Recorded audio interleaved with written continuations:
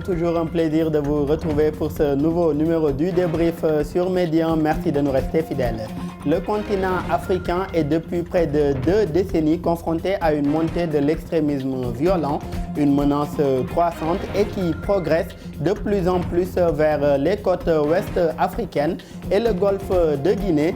À cet effet, Dakar a abrité en mi-mai dernier un séminaire régional sur le rôle des forces de défense et de sécurité dans la prévention de l'extrémisme violent, les cadres d'engagement, quelle coordination des populations et des FDS pour une meilleure prévention de l'extrémisme violent, quel impact de l'implication des forces de défense et de sécurité, le développement en première partie d'émission. Et puis en seconde et dernière partie du débrief, il sera question de parler de la dernière rencontre de l'Union africaine à Malabo. C'était du 28 au 29 mai dernier. Occasion pour les chefs d'État et de gouvernement de réfléchir à des solutions au terrorisme. Comme solution, l'opérationnalisation de la force africaine en attente. Quelle efficacité de cette opérationnalisation comme solution endogène? Quelles limites et contraintes de la force africaine en attente? Le développement en seconde et dernière partie d'émission. Sur ce plateau, pour en parler avec nos invités, M.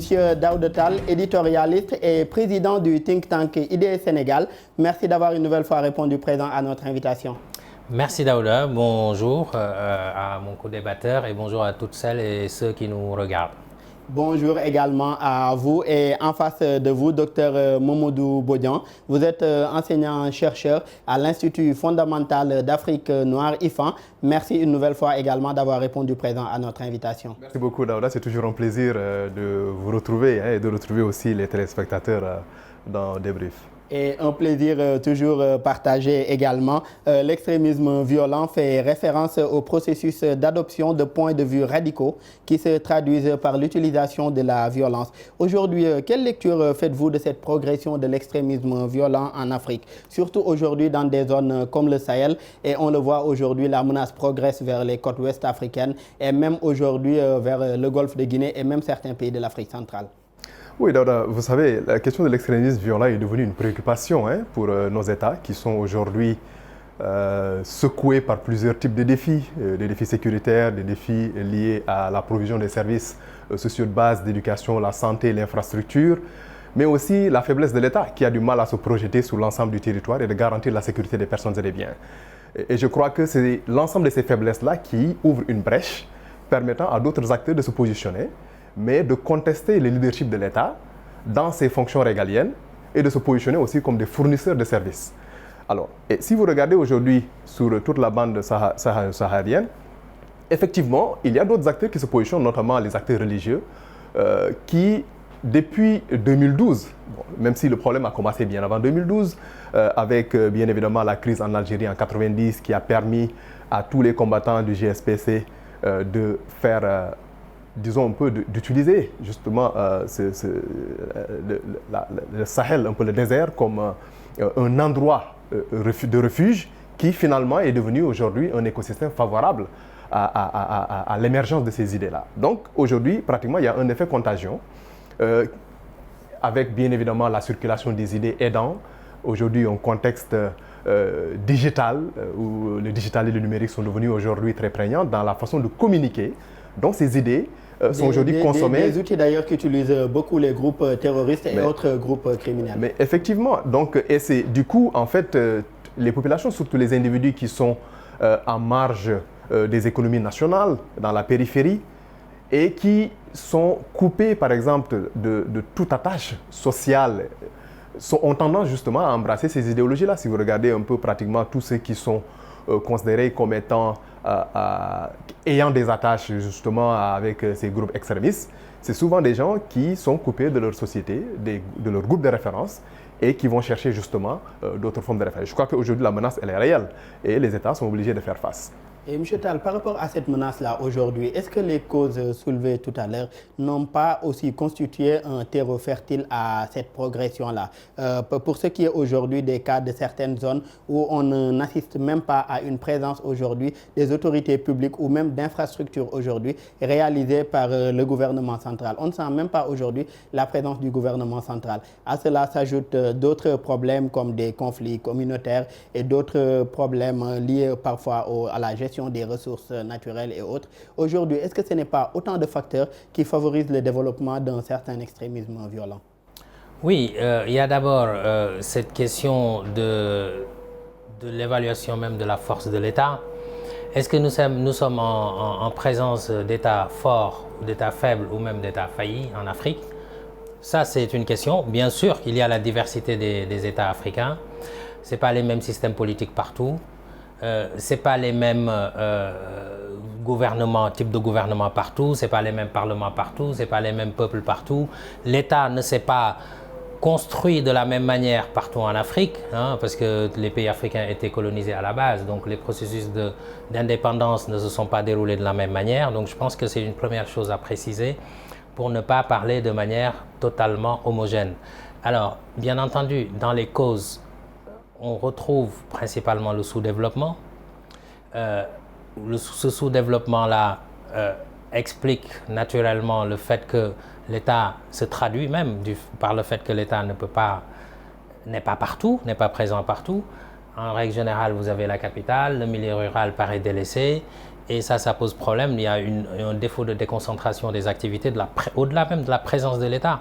Parfois, l'État n'est même pas présent comme il se doit dans un certain nombre de zones. Alors moi, quand je parle de présence de l'État, je ne parle pas d'une présence administrative. Pour la réalisation des services sociaux de base. Mais bien entendu, il faut des hôpitaux, il faut des écoles, il faut naturellement un système qui permet de mener des activités économiques qui puissent générer des revenus pour les populations, qui leur permettent d'améliorer leurs conditions de vie. C'est tout ça, la présence de l'État. Ce n'est pas seulement nous avons une préfecture par-ci, une gouvernance par-là, ou une mairie par-là, ou un chef de village qui est par-ci, par-là. Non. Et donc, à partir du moment où les populations sont délaissées, se retrouvent face à des situations de pauvreté, il faut le dire, ou d'extrême pauvreté même, parfois c'est difficile parce que je n'aime pas bien le mot pauvreté, mais quelque part, lorsque vous ne pouvez pas vous soigner lorsque vous êtes malade, lorsque vous ne pouvez pas manger à votre faim, et lorsque votre enfant ne peut pas aller à l'école, on ne peut que dire qu'on est quand même dans une situation de pauvreté tout simplement. Et donc, cette réponse-là doit être apportée, une réponse plutôt qui permette en tout cas d'améliorer les conditions de vie des populations. Ça, c'est un premier élément. Une fois qu'on a dit ça, je pense qu'il faut aussi préciser ce que c'est l'extrémisme violent. Parce que c'est ça le thème. Bon, pourquoi parce que le séminaire que vous évoquez là ne parle pas de terrorisme, par exemple, extrémisme violent. Et donc cet extrémisme-là, bien entendu, il y a des notions il y a des groupes terroristes, islamistes, etc., mais pas que.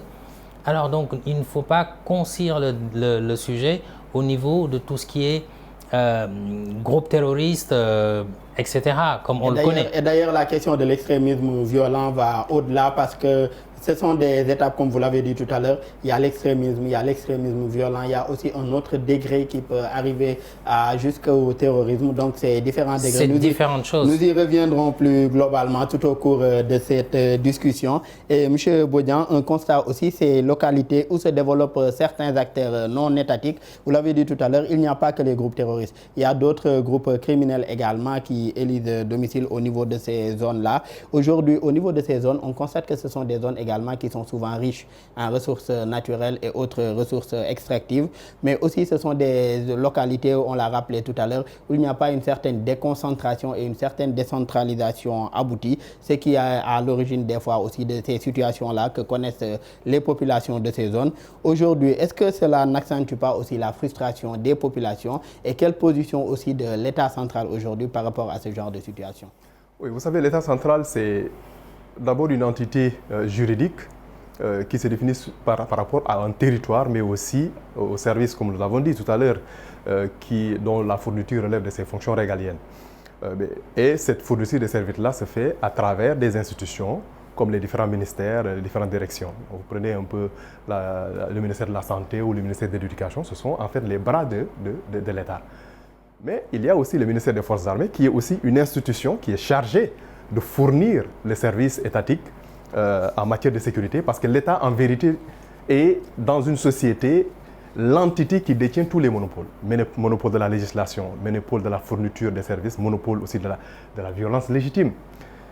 Et les forces de l'ordre, à mon avis, sont très importantes dans ce dispositif-là, d'autant plus que c'est à travers elles que l'État projette sa puissance sur l'ensemble du territoire national, assure l'intégrité du territoire, mais assure aussi un certain nombre de services. Mais si vous regardez, par exemple, aujourd'hui, dans les États du Sahel, au-delà de cette absence, pas l'absence, mais je disais un peu une faible présence de l'État à travers ces institutions-là, ou même leur incapacité parfois à fournir ces services-là, mais naturellement, les gens ont tendance à aller vers d'autres fournisseurs de services. Je prends un exemple très simple sur la question de la sécurité qui, aujourd'hui, est devenue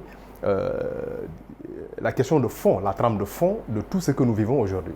C'est qu'à un certain moment, l'État a battu en retraite, surtout avec la situation au Mali, où les populations étaient confrontées à une situation de dilemme. Vous prenez par exemple les pasteurs et les agriculteurs au Mali, mais quand l'État s'est retiré, ses services sont retirés, l'armée s'est retirée, mais les gens étaient dans une situation de dilemme sécuritaire. Tu t'armes ou tu te fais tuer, mais naturellement les gens ont tendance à se replier vers des instincts grégaires.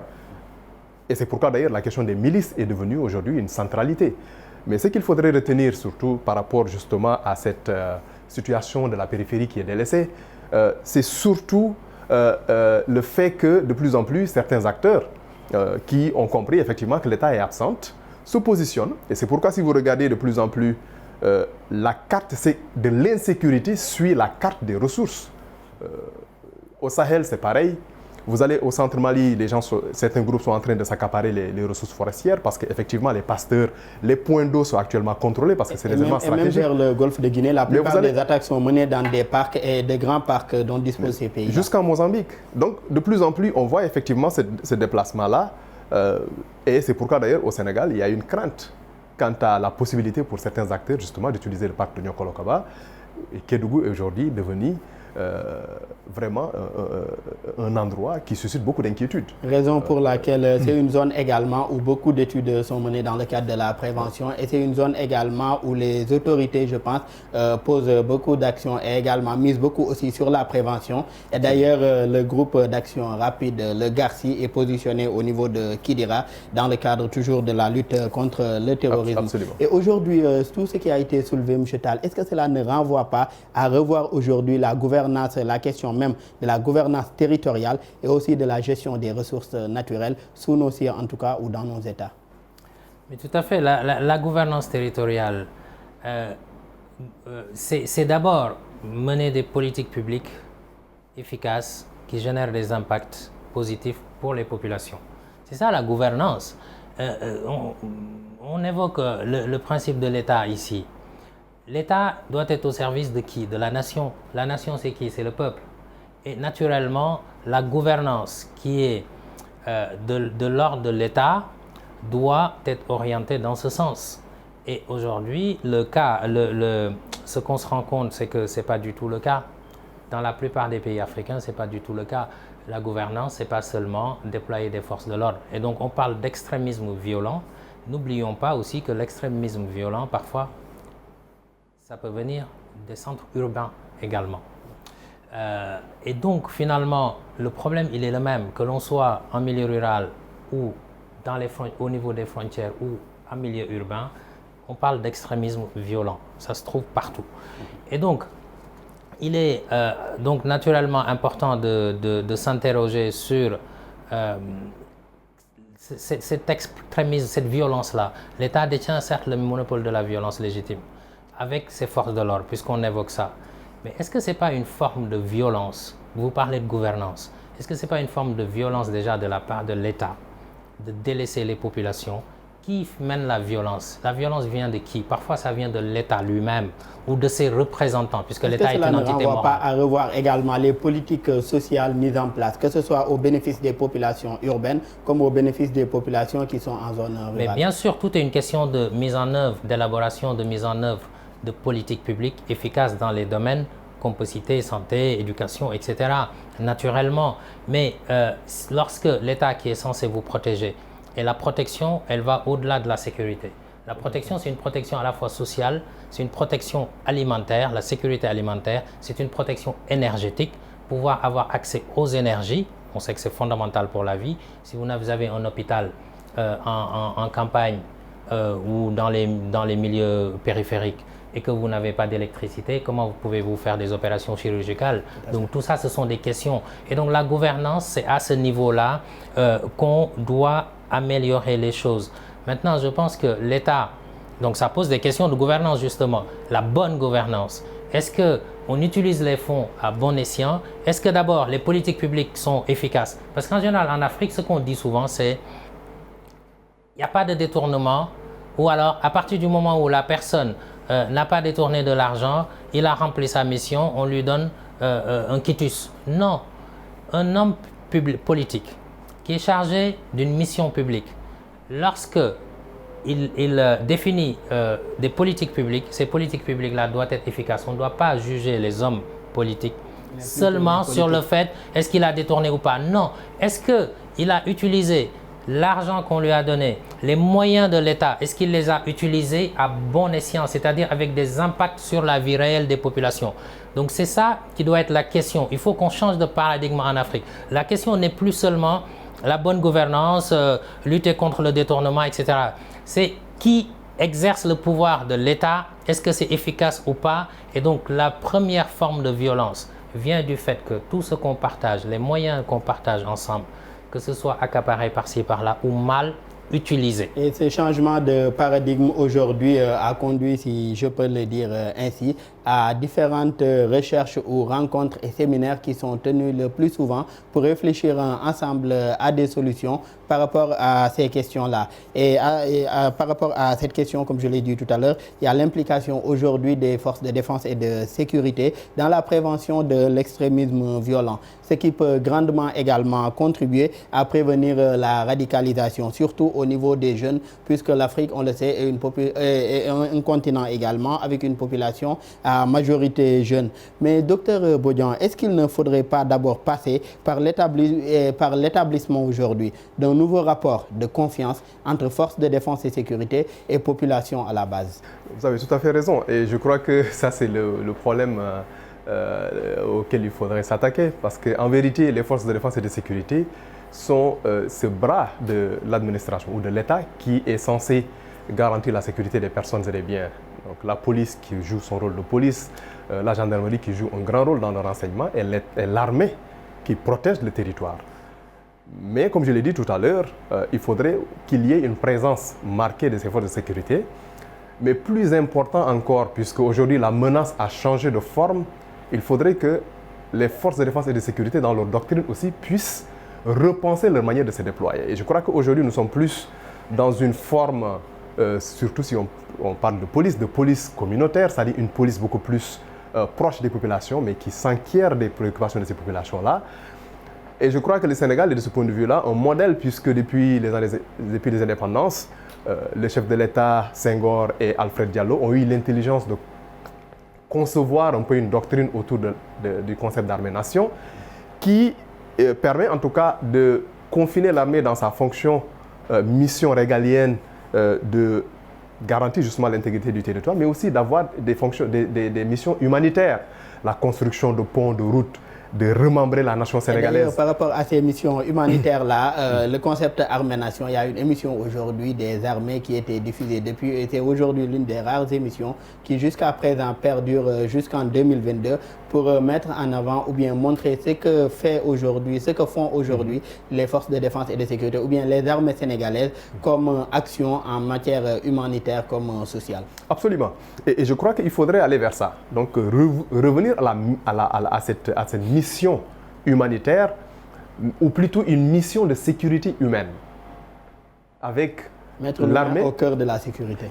La sécurité humaine, au cœur de la doctrine de forces de défense et de sécurité. Pourquoi c'est important?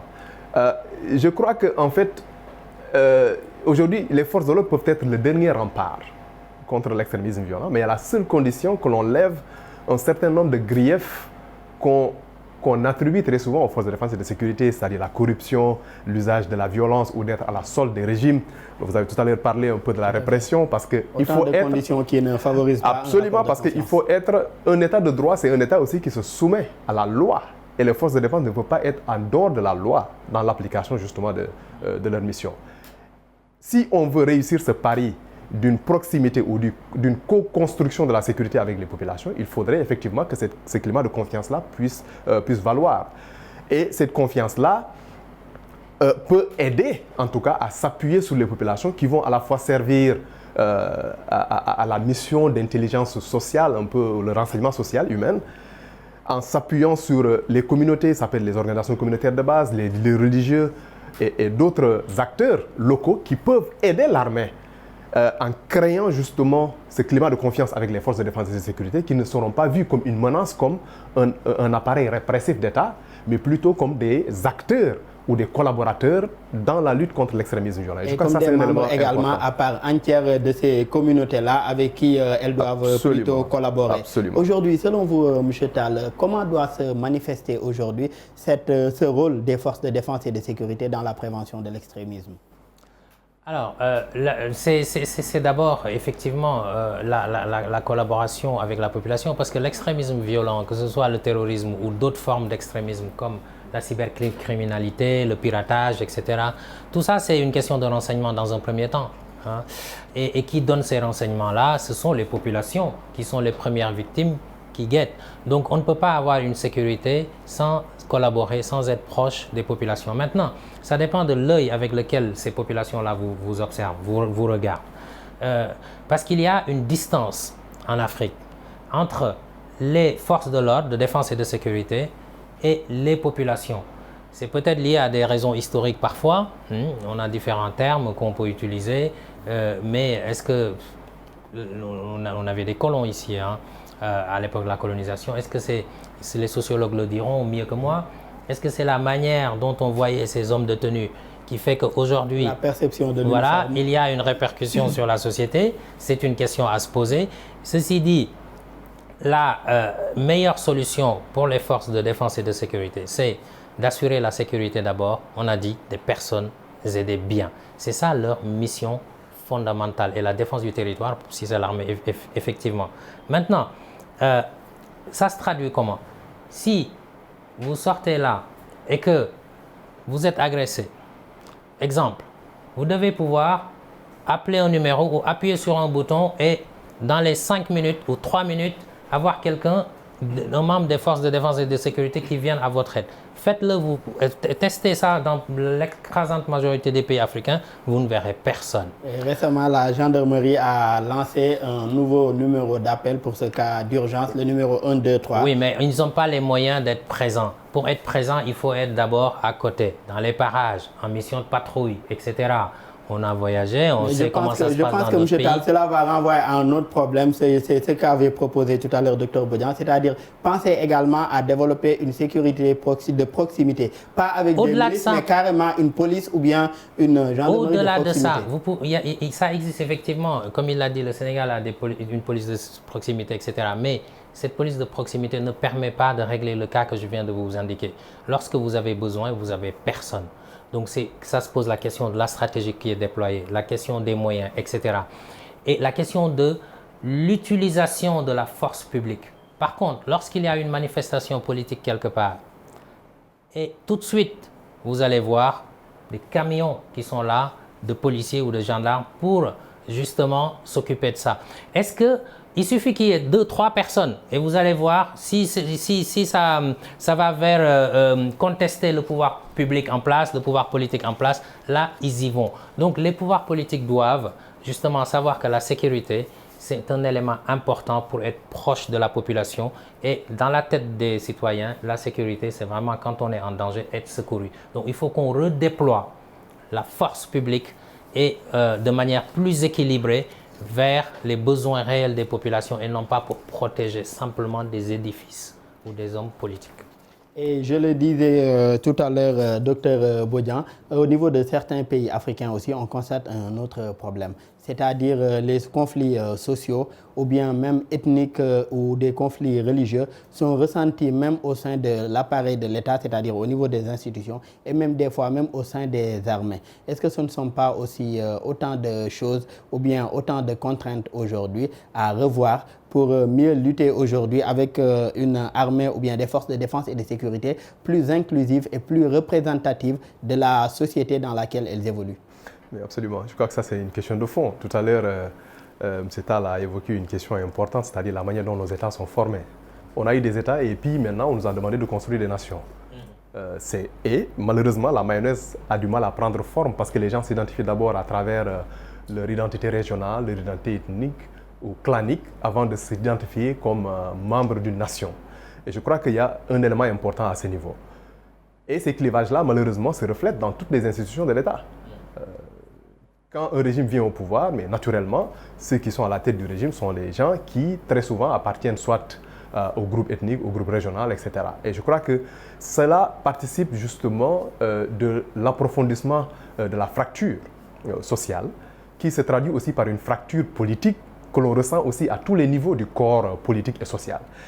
Si vous regardez par exemple ce qui s'est passé au Mali, la division, même si cette division n'est pas basée sur les lignes ethniques, mais en fait, il y a un problème de fond, c'est que en fait, l'appartenance partisane, y compris dans l'armée, vous voyez un peu le clivage entre les bérets rouges. Cette appartenance de partisane aujourd'hui, c'est autant de facteurs ou bien autant de problèmes aujourd'hui à revoir, d'où l'importance ou bien la nécessité de tenir de telles rencontres comme le 4e séminaire régional du Centre des hautes études de défense et de sécurité sur le rôle des forces de défense et de sécurité dans la prévention même de l'extrémisme violent. Aujourd'hui, autant de recommandations également sorties de cette rencontre. Un extrémisme violent qui aujourd'hui peut mener également à une radicalisation qui peut aboutir jusqu'à des attaques terroristes. Et ce sera la thématique en deuxième partie d'émission pour parler aujourd'hui de l'opérationnalisation de la force africaine en attente comme solution à la menace terroriste. De retour pour la seconde et dernière partie du débrief, Monsieur Tal, lors du sommet de l'Union africaine tenu à Malabo en Guinée équatoriale en mai dernier, le président angolais João Lourenço a proposé aux chefs d'État et de gouvernement de l'Union africaine de réfléchir aujourd'hui à une opérationnalisation de la force africaine en attente, ce qui pourrait constituer aujourd'hui une solution face à la menace terroriste, les États qui sont confrontés à cette menace ou d'autres États qui sont confrontés à des problèmes de stabilité au sein de leur pays. Que pensez-vous de cette proposition du président angolais? Alors, bon, avoir une force africaine opérationnelle, c'est une bonne chose. Ça, en soi, c'est une bonne chose, étant donné que moi, je suis convaincu que selon les enjeux aujourd'hui géopolitiques, même géoéconomiques, on va dire, il n'y a plus aucun pays qui peut seul être complètement satisfait, en tout cas sur les questions de défense. Donc on le voit avec l'actualité d'ailleurs, l'Ukraine, l'OTAN, la Russie qui est un État-continent, etc. Et donc l'Afrique doit pouvoir disposer d'une force effectivement opérationnelle, même si celle-là n'est pas à projeter vers l'international, mais plutôt pour régler des crises africaines. Et d'ailleurs, c'est le paradoxe. C'est là où je veux m'arrêter un petit peu, parce que l'Union européenne construit progressivement sa défense, la Chine construit sa défense, la Russie également, la Turquie, d'autres, etc., d'autres organisations régionales, pour se défendre vis-à-vis de l'agression extérieure. Nous, la force africaine en attente, c'est pour régler des crises internes.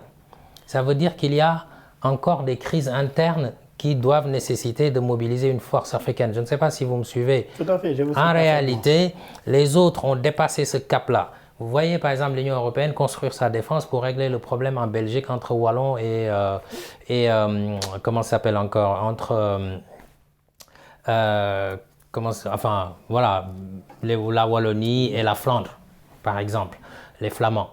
Vous voyez, dans ces trois régions qui sont la Flandre, la Wallonie et Bruxelles, donc eux aussi ont eu des crises ethnico-politiques, on va dire. Non, aujourd'hui, là-bas, c'est le cœur de l'Union européenne où il y a les institutions européennes. Ce qu'ils font, c'est plutôt, il n'y a pas de crise interne en Europe qui nécessite une mobilisation, par exemple, d'une force européenne pour régler ça. Non, l'idée, c'est, comme on n'est pas assez fort individuellement face à la menace potentielle extérieure, on va faire une force, construire une défense régionale, voire continentale.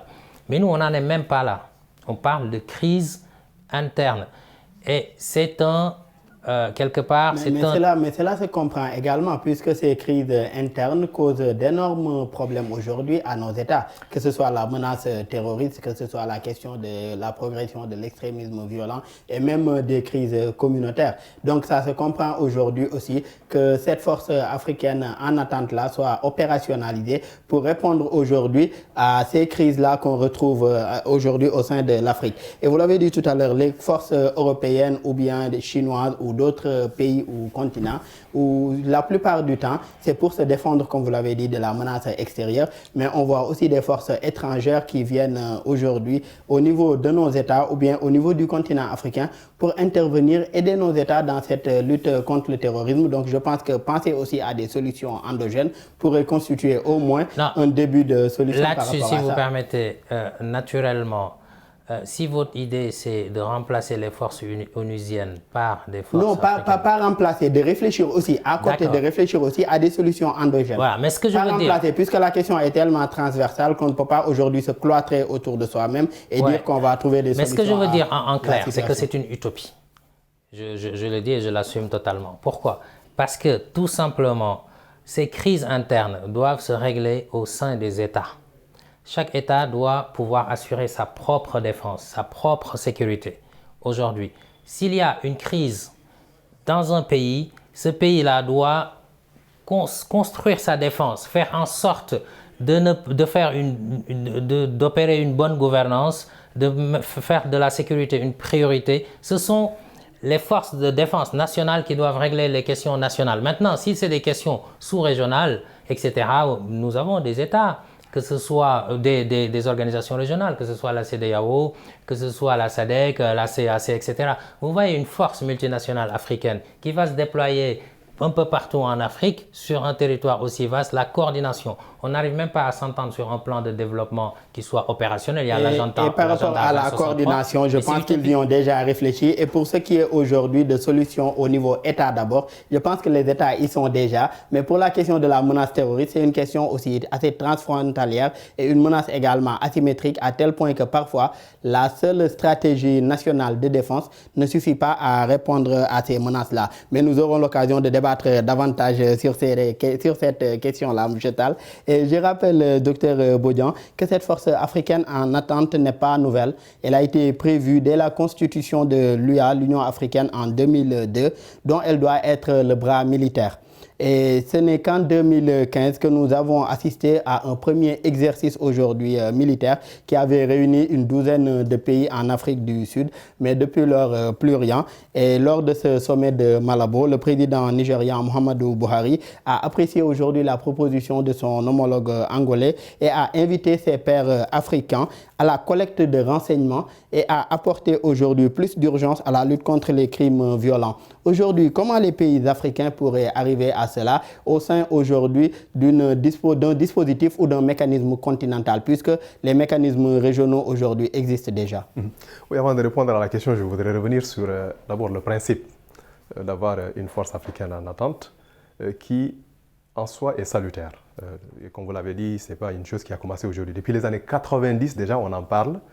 Et c'est après 2002 qu'on a commencé vraiment à mettre en place le dispositif pour accompagner, bien évidemment, dans le cadre justement disons un peu du basculement vers l'Union africaine. Alors, et une des raisons pour lesquelles je pense que c'est important, c'est que ça permet de sortir l'Afrique de la gouvernance sécuritaire par procuration, parce que pendant longtemps, on a pensé que quand il y a des situations d'insécurité extrême, il faudrait faire appel soit aux forces des Nations Unies, comme c'est le cas au Mali, ou faire appel justement aux forces étrangères, G5 Sahel, la force conjointe, c'est vrai, mais on sait que derrière cette force conjointe du G5 Sahel, il y a la France et il y a d'autres initiatives aussi qui sont prises par l'Union européenne, EUTM ou l'opération Barkhane avec la France ou d'autres, hein, Takuba de l'Union européenne aussi. Et je crois que ça permet aussi de marquer un temps d'arrêt et de réfléchir sérieusement sur la manière de recentrer les préoccupations sécuritaires, la souveraineté sécuritaire au niveau de l'Afrique. Alors maintenant la question est de savoir à quoi sert une force en attente si on sait que l'Afrique brûle. C'est comme si vous disiez un peu, on met de l'eau dans les réservoirs en attendant. Est-ce qu'on n'est pas en train aujourd'hui de perdre de vue les urgences? Mais est-ce que la force a les moyens de son déploiement également? On sait que la menace sécuritaire ou bien le déploiement d'une telle force militaire demande également des moyens, que ce soit logistiques ou financiers. Oui, mais parce que depuis longtemps, on en parle. Le problème, c'est qu'il n'y a jamais eu de volonté politique d'aller résolument vers l'opérationnalisation de la force. Vous l'avez dit tout à l'heure, c'est en 2015 qu'il y a eu des efforts d'opérationnalisation. Mais entre 2002 et 2015, mais plusieurs années se sont écoulées. Alors que depuis 2001 déjà, on avait senti la menace venir. Et aujourd'hui, sur la question de l'extrémisme violent, qui est aujourd'hui en train justement de saper les fondements de nos États, il y a lieu de réagir. Et la question qui, à mon avis, aujourd'hui mérite d'être posée, c'est comment déjà, en partant de l'existant, mettre en place un dispositif qui permet justement d'endiguer cette question de l'extrémisme violent et surtout de ne pas procurer la sécurité, puisque depuis longtemps, c'est la France en fait qui lutte contre le terrorisme. Et pour le comment, il y a des solutions ou bien des propositions qui ont été faites par les chefs d'État et de gouvernement pour son opérationnalisation aujourd'hui. Ils ont appelé à un renforcement de la coordination avec les communautés économiques régionales, mécanismes régionaux sur l'utilisation aujourd'hui de cette force continentale et à accélérer également la finalisation du protocole d'accord entre l'UA, l'Union africaine, et les communautés économiques régionaux et mécanismes régionaux sur cette force en attente. Aujourd'hui, comment renforcer efficacement cette coordination entre l'instance aujourd'hui continentale et les communautés régionales, tout en veillant aussi au respect de cette subsidiarité entre les communautés? Oui, en fait, je crois que c'est un élément important. Mais la question que moi je me pose, c'est comment réussir cette opérationnalisation si nous savons que des initiatives ont été prises, mais qui ont échoué tout simplement parce que les États ne contribuent pas. Si nous regardons aujourd'hui ce qui se passe, il n'y a que 10% des budgets des États qui sont consacrés à la question de la sécurité. Alors qu'ailleurs, comme le collègue l'a dit, les gens investissent beaucoup de moyens pour d'abord équiper les armées, les renforcer en ressources humaines. Mais si nous regardons par exemple dans nos États, aujourd'hui on parle un peu de la possibilité justement de passer de presque 22 000 à 54 000. La question du terrorisme est une question qui sort un peu de la façon classique de penser la sécurité. Donc c'est une menace transversale. Ce qui veut dire qu'il faudrait aussi capaciter les forces en attente à de nouvelles connaissances qui ne sont pas fondamentalement des connaissances liées justement aux guerres classiques. Ça, c'est des guerres asymétriques. Parce que la menace, elle est au sein des populations. Est-ce qu'il faudrait, comme l'ont fait certains... Au niveau de chaque État aujourd'hui, des politiques en tout cas en matière de défense sont mises en place pour adapter aujourd'hui le rôle des forces de défense et de sécurité face à la menace terroriste. Oui, mais les gens ont tendance à mettre l'accent sur les stratégies nationales plutôt qu'aux stratégies régionales parce que les urgences sont telles que souvent les mécanismes de décision sont très lents à l'échelle régionale. Du coup, un pays comme le Burkina qui fait face à des sécurités est obligé justement à un certain moment de passer par l'Assemblée nationale et faire passer une loi qui autorise la création de milices parce que c'était une façon pour eux de réagir immédiatement à une menace immédiate. Peu importe les conséquences que cela peut induire dans le futur. Le Mali a fait la même chose à un certain moment. Quand il s'est agi de lutter contre les terroristes, on a mis en selle Danan Massago, qui est, et même d'ailleurs au nord, avec les Gandé Iso et Gandé Koy, etc. Donc c'est un peu, c'est la capacité à réagir très rapidement et à anticiper qui pose défaut. Maintenant, on peut se dire effectivement qu'il y a un début à travers justement déjà l'effort d'opérationnalisation de cette force en attente et on espère qu'effectivement le financement va suivre et que la volonté politique qui a fait défaut jusque-là va suivre. Docteur Bodian, la question des milices dans ces pays que vous avez cités tout à l'heure a réglé de façon ponctuelle un problème, mais dans la durée et sur les années aussi, en a créé d'autres. Et on reste avec la question des finances, M. Tall. L'organisation panafricaine, dans sa déclaration finale, clôturant le double sommet de Malabo du 28 au 28 mai, du 25 autant pour moi, au 28 mai 2022, s'est engagée fermement à fournir une allocation budgétaire adéquate pour les initiatives et programmes nationaux visant à renforcer la prévention et la lutte contre le terrorisme et l'extrémisme violent. Mais aujourd'hui, est-ce que la question des finances ne risque pas d'être un problème pour cette force africaine en attente, en tout cas son opérationnalisation? Si l'on sait qu'une organisation régionale ou sous-régionale comme le G5 Sahel a eu aujourd'hui pas mal de problèmes pour la question de son financement, le financement même de l'organisation comme de sa force conjointe. Mais oui, c'est déjà un problème. Hein. C'est déjà un problème et ce sera toujours un problème hein, au rythme auquel les choses évoluent au sein de l'Union africaine et des États pris individuellement. D'ailleurs, cette déclaration, c'est une déclaration d'intention, il faut la considérer comme ça. Maintenant, bon, est-ce que ça va être suivi d'effet?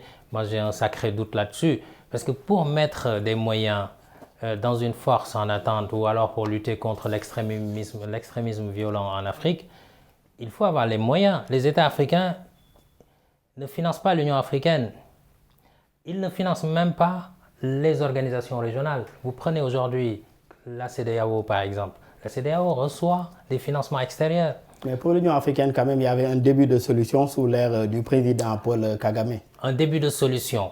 Demandez combien d'États payent leurs cotisations à l'Union africaine. On ne va pas revenir sur le fait qui a construit le siège de l'Union africaine, qui paye les salaires, etc. Ça, c'est un vrai problème. D'abord, il y a des doutes, des priorités sur le fonctionnement autonome déjà de l'Union africaine. Effectivement, le président Paul Kagame avait des idées, mais aujourd'hui, ce n'est pas suivi d'effet comme il se doit. Et donc, il faut d'abord que l'organisation, l'Union africaine elle-même, soit autonome avant de pouvoir aider le continent en soi. La souveraineté dont on parle partout, le problème de donner la sécurité par procuration, comme vous l'avez dit tout à l'heure, mais c'est la même chose. De toute façon, même avec cette force en attente africaine, on a une force continentale, on ne sera pas capable de la financer. L'opérationnalisation, qui va la financer? On va se retrouver à tendre la main aux Nations Unies. Et je ne suis pas très dur, hein, je suis complètement objectif simplement à l'Union européenne et à la Chine et à d'autres. Et donc le problème, c'est qu'aujourd'hui, les forces qui sont en opération en Afrique pour le maintien de la paix des Nations Unies, est-ce que c'est les Africains qui les financent? Au Mali, la MINUSMA, MINUSCA, par exemple, les forces qu'on connaît, hein, la MINUSCO, RDC, quand il y avait toutes ces forces-là et bien d'autres, qui les finançaient? Ce n'était pas l'Afrique, ce n'était pas les États africains. Autant de faits et de situations qui vous rendent dubitatif quant au financement aujourd'hui. Je termine là-dessus, mais ça me rend complètement dubitatif. Je pense qu'aujourd'hui, le vrai combat, c'est d'aller vers la souveraineté État par État en matière de défense. Un autre problème pour terminer là-dessus, c'est quand même, regardez ce qui se passe au Rwanda, entre le Rwanda et la RDC à l'Est. Nous avons ce conflit-là qu'on a appelé la Première Guerre mondiale africaine, impliquant plus de 8 pays, Ouganda, Kenya, RDC, Burundi, Rwanda, etc. Comment voulez-vous mettre une force composée de Burundais, de Rwandais, de Congolais, de RDC, là pour régler cette crise, qui est une crise témoin? Parce qu'on parle de terrorisme, etc. Mais l'Est du Congo, avec ses ressources, on a dit tout à l'heure que si vous suivez l'insécurité, c'est la carte des ressources aussi. La RDC, c'est un vrai laboratoire pour résoudre les crises en Afrique. C'est un site, c'est une zone témoin. Et là-dessus, on a plusieurs pays avec plusieurs des intérêts divers. Comment régler cette question-là, par exemple, avec une force supposée continentale africaine?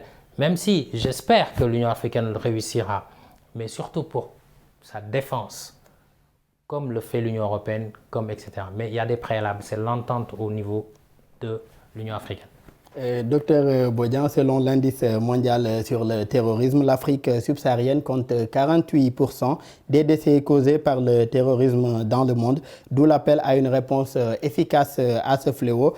L'Union africaine aujourd'hui envisage de porter la force africaine en attente. Vous l'avez rappelé tout à l'heure, à 54 000 soldats. Initialement, à sa création, c'était 20 000 soldats répartis en 5 brigades qui constituent les 5 régions du continent africain. Aujourd'hui, l'Union africaine compte aller jusqu'à 54 000 soldats. Aujourd'hui, pourquoi est-ce, selon vous, important de développer de pareilles solutions endogènes pour aujourd'hui lutter contre le terrorisme? Même si votre co-débatteur, M. Tall, est assez dubitatif, surtout sur la question des finances ou bien du financement de cette force-là.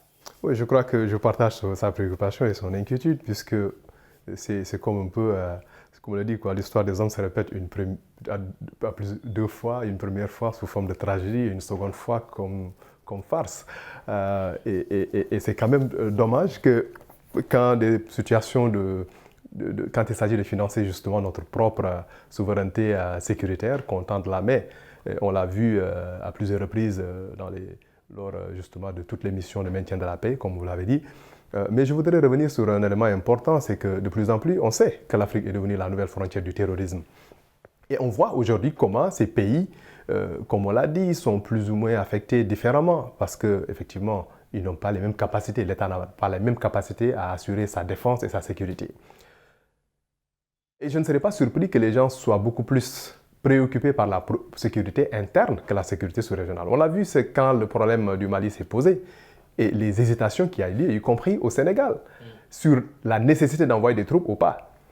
Mais en ce moment-là, le Nigeria, qui était un des premiers fournisseurs, n'est-ce pas, de combattants, mais était préoccupé par la question de Boko Haram. Et finalement, ça a été très difficile pour les forces africaines de se déployer. Donc même, est-ce que cette situation, ou bien ces situations sécuritaires que l'on voit dans la plupart de nos États aujourd'hui, ne risquent pas aussi de constituer une limite à l'opérationnalisation de la force? C'est une des limites, parce qu'aujourd'hui, si vous regardez, il y a une question fondamentale qu'il faudrait régler, c'est que les crises domestiques ont tendance à pousser les États à délaisser les questions régionales. Vous prenez l'exemple du Tchad. À un certain moment, quand Déby est mort, mais beaucoup de forces qui étaient justement dans le Liptako Gourma ont redéployées pour faire face à la menace interne.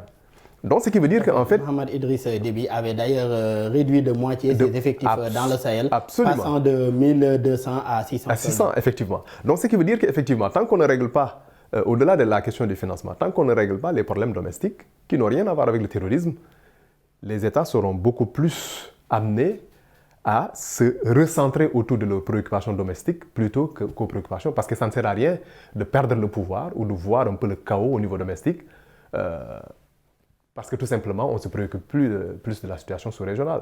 Et je crois que ça, c'est le problème auquel il faudrait s'attaquer. Et cela veut dire aussi comment d'abord avoir une stratégie de défense et de sécurité nationale avant de réfléchir sérieusement sur comment aller vers des stratégies régionales. Je ne dis pas qu'il faudrait ignorer ou minimiser l'un au détriment de l'autre, mais je dis que dans les faits, les gens ont tendance à mettre l'accent sur les préoccupations domestiques, de sécurité domestique, plutôt qu'à des préoccupations. D'ailleurs, la raison pour laquelle tous les mécanismes qui sont mis en place à l'échelle régionale ont du mal parfois à fonctionner. Mais par rapport à la volonté et l'engagement manifesté à la suite du sommet de Malabo, est-ce que cette fois pourrait être la bonne pour l'opérationnalisation? Selon vous, en tout cas, pensez-vous que cette fois pourrait être la bonne pour l'opérationnalisation de cette force en attente? Oui, le seul baromètre que nous avons, c'est ce qui s'est passé par le passé. C'est que dans le passé, on a toujours tendu la main quand il s'agit de prendre en charge notre sécurité. Alors, mais on espère que la meilleure formule, c'est d'aller vers une réappropriation, mais un recentrage autour de notre souveraineté et de trouver les moyens justement de notre politique sécuritaire. Et je crois que l'Afrique en a besoin aujourd'hui pour faire face à tous les fléaux, au-delà même de la question du djihadisme et du terrorisme. Mais aujourd'hui, c'est d'autres problèmes transfrontaliers. On sait aujourd'hui la criminalité, la circulation des armes dans les zones transfrontalières, l'Iptako Gourma, le bassin du lac Tchad et aujourd'hui au centre Mali.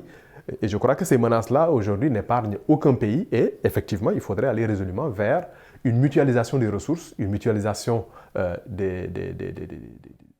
des ressources humaines, mais des ressources matérielles, parce que nos armées sont des armées qui ne sont pas suffisamment équipées. Mais malheureusement aussi, si vous regardez l'architecture de nos armées, les grandes États militaires, c'est un peu les États du Nord. Ce qui veut dire qu'il y a aussi une disparité en termes de capability, pour utiliser un peu un concept anglais, mais aussi en termes de capacité de déploiement. Mais comment faire maintenant ces arbitrages-là de manière à ce que chacun puisse apporter une contribution en ressources humaines, mais aussi en ressources financières pour aider justement à cette force en attente de pouvoir fonctionner de manière opérationnelle. Et M. Tal, comment d'abord réussir notre politique sécuritaire au niveau pays avant d'engager aujourd'hui, comme tous les deux vous l'avez rappelé, avant d'engager aujourd'hui la lutte au niveau régional ou bien continental? C'est d'abord comprendre que la défense, c'est le premier élément qui peut assurer la souveraineté. Souvent, on parle de souveraineté, etc., panafricanisme, etc. Mais si vous n'êtes pas capable d'assurer l'intégrité de votre territoire, vous ne pouvez pas être souverain. C'est impossible. Parce que ça implique quoi? Ça implique la protection des populations, ça implique la protection des frontières, ça implique la protection des ressources naturelles. Avoir une bonne défense, c'est tout ça à la fois. L'armée, ce n'est pas seulement pour faire la guerre.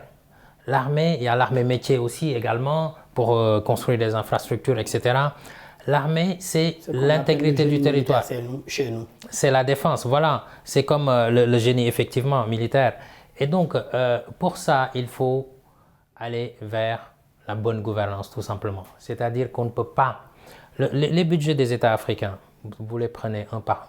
La quasi-totalité, c'est des budgets déficitaires. Les recettes sont inférieures aux dépenses prévues. Chaque année, tout le temps. Ce qui fait qu'on passe par quoi? Deux éléments. Dans un premier temps, l'aide publique au développement et les prêts. Et même maintenant, les prêts, les emprunts, on les met dans l'aide publique au développement. Alors, cette aide-là nous tient depuis longtemps. Et cette aide publique au développement aussi fait en sorte que vous ne pouvez pas être souverain quelque part. Parce que lorsqu'on regarde le service de la dette, ce que l'on rembourse annuellement et les intérêts, ça asphyxie la plupart des pays africains. Ce qui fait qu'on n'a pas de marge pour investir dans la défense. Quelle que soit la volonté qu'on a, le problème, il est d'abord économique. Et par rapport même etc. à cette question de la dette, le président Macky Sall, en tant que président en exercice de la conférence des chefs d'État et de gouvernement de l'Union africaine, ça fait partie aujourd'hui de ses combats aujourd'hui durant son mandat, c'est-à-dire l'annulation de cette dette africaine-là. Docteur Bodian, l'architecture africaine de paix et de sécurité créée à l'initiative des États de l'Union africaine doit apporter une réponse aux enjeux de paix et de sécurité sur le continent. Ces régionalisations aujourd'hui des réponses peuvent-elles constituer des solutions efficaces aux crises sécuritaires auxquelles sont confrontés les pays africains? Oui, ça peut être une réponse. Je crois que l'architecture africaine de paix, de défense et de sécurité est un élément important aujourd'hui dans le dispositif de sécurisation du continent. D'autant plus que si vous regardez un peu les différentes instances qui ont été mises en place, y compris maintenant cette force en attente qui fait partie aussi des éléments. Pour moi, sur le plan de la structure, nous avons tout ce qu'il faut pour pouvoir effectivement réussir le pari d'une sécurité maîtrisée. Mais dans le fonctionnement, on voit toujours qu'il y a très souvent des couacs. Je prends un exemple. Aujourd'hui, comment comprendre par exemple le rôle des conseils et des sages dans cette architecture, dans la résolution des conflits, si on n'anticipe pas et qu'on attend jusqu'à ce que les conflits se déclenchent? On n'est pas dans l'action, on est dans la réaction. Et c'est pourquoi je dis que c'est très difficile quand un État n'est pas dans la prospective, quand l'État ne se projette pas et se laisse acculer par les urgences. Donc, on ne prend pas le temps de réfléchir. Quand on est devant les urgences, on réagit.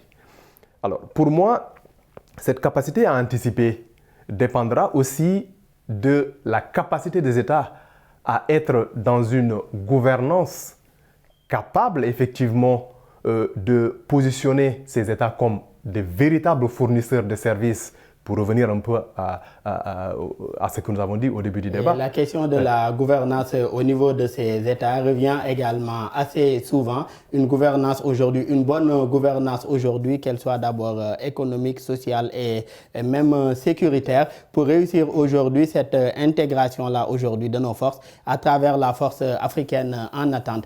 Malheureusement, nous sommes à la fin de cette émission. Nous recevions Dr Mamadou Bodian, chercheur à l'Institut fondamental d'Afrique noire IFAN de l'Université Cheikh Anta Diop. Merci d'avoir été avec nous. Merci beaucoup, M. Sow. Merci également à Daouda Tall, éditorialiste et président du think tank ID Sénégal. Merci également à vous. Merci à vous et merci à toutes celles et ceux qui nous ont suivis. Merci également à l'équipe technique et merci à vous qui nous suivez sur Médian. Très bonne suite de programme sur nos antennes.